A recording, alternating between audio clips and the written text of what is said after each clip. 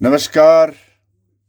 आज हम राष्ट्रीय स्वयंसेवक संघ के रजिस्ट्रेशन के बारे में कर्नाटक के गृह मंत्री प्रियांक खड़गे की एक सुरसुरी, जिस पर उन्होंने आरएसएस के रजिस्ट्रेशन कराने की बात कही है।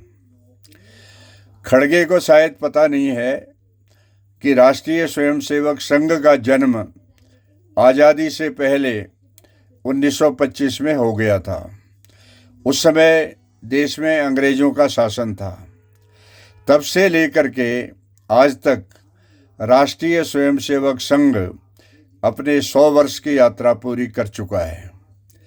आज तक किसी ने राष्ट्रीय स्वयंसेवक संघ के रजिस्ट्रेशन के बारे में नहीं कहा, लेकिन कर्नाटक का गृह मंत्री आज शायद जवाहरलाल नेहरू से आगे, इंदिरा गांधी से आगे और जितने भी कांग्रेस समर्थित कांग्रेस के प्रधानमंत्री रहे हैं, उनमें वो सबसे ऊपर रहना चाहते हैं।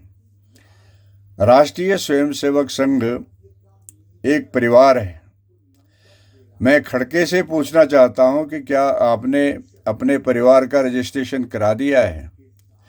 राष्ट्रीय स्वयंसेवक संघ कोई कॉमर्शियल संस्था नहीं है, कोई अपना प्रोडक्ट बेचता नहीं है, उसमें कोई टैक्स लगाता नहीं है, तो रजिस्ट्रेशन किस बात की है?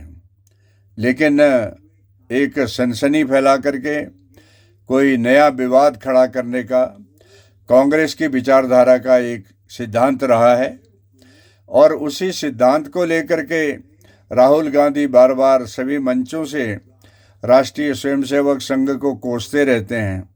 लेकिन अब ये जुम्मा कर्नाटक के गृह मंत्री खड़गे के पास शायद राहुल गांधी ने शिफ्ट कर दिया है।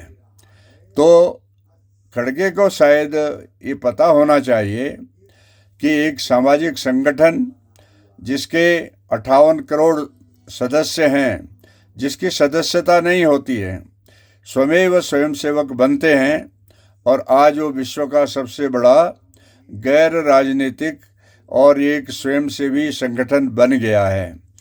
आज क्योंकि संघ की ताकत सारे देश के अंदर एक सामाजिक संस्था और एक सर्वव्यापी कल्याण करने वाला संगठन, जो कि सुख दुख में, बाढ़ और राहत में सबसे अग्रणी रहता है, कहीं दुर्घटना हो जाए तो वहाँ सबसे पहले खड़ा होता है, उससे लेकर के उसकी प्रशंसा करने की जगह आज रजिस्ट्रेशन की बात आ रही है।